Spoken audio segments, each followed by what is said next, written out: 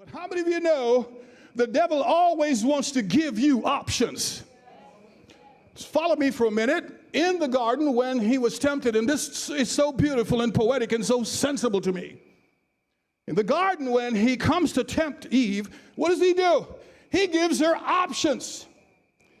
Well, God only told you to eat from the tree of the knowledge of good and evil because he doesn't want you to be like him. Duh. Essentially, Eve, come on. I'm telling you to eat because when you take the red pill. Matrix fans. Take the red pill. You know, Eve, when you do that, a whole world of possibilities that you can't see now because God placed his limitations on you. Here you are walking around the garden naked like an animal. Come on. I'm going to give you options. There's more for you, Eve. And he says, go ahead. And so from that day, the devil has been offering us options.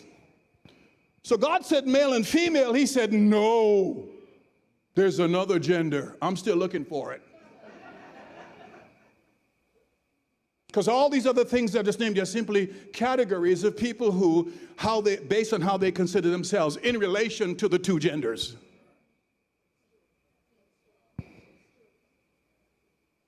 And all it is a rejection of God's truth. Listen to me very carefully. All of this is nothing but rebellion against God's created order.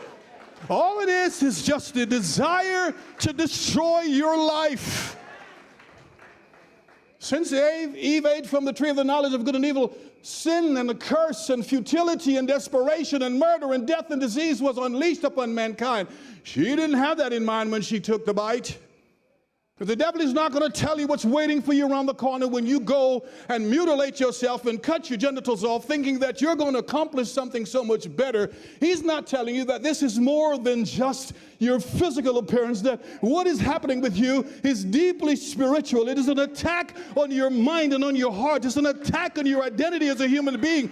It is nothing but him trying to steal your heart away from God and make you one of his soldiers and say, join my army and rebel against the created order. That's all that is.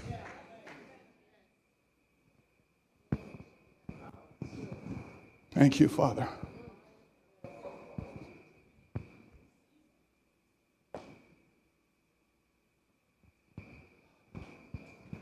You know, my heart breaks for those of you who are going through this confusion.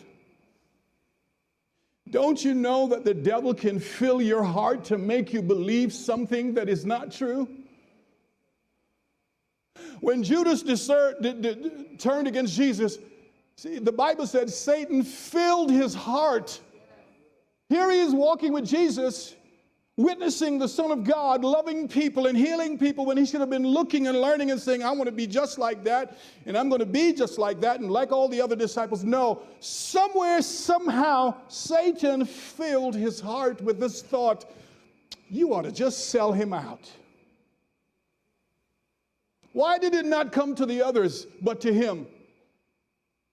Satan can fill your heart. I read in Acts chapter 5 when Ananias and Sapphira came up with some stupid cockamamie plot when it was selling and giving money to the church. They didn't have to do it. That's what the stupidity of it was. Nobody told them to do it. Nobody asked them for their money, but they concocted some stupid plot and they sold the land and they hid the true amount from the apostles. And Satan, when he confronted Ananias, he said to me, Ananias, why has Satan filled your heart to lie to us?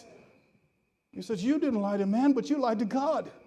My point is, Satan can fill your heart and he can fill your head with a thought. Some of you still don't believe the devil is real, and that's a good thing for him because he loves that you ignore his existence. And some of you, what you're struggling with your identity, is a hatred for yourself. That changing your physical appearance will not cure. You just introduced to yourself a whole set of different problems.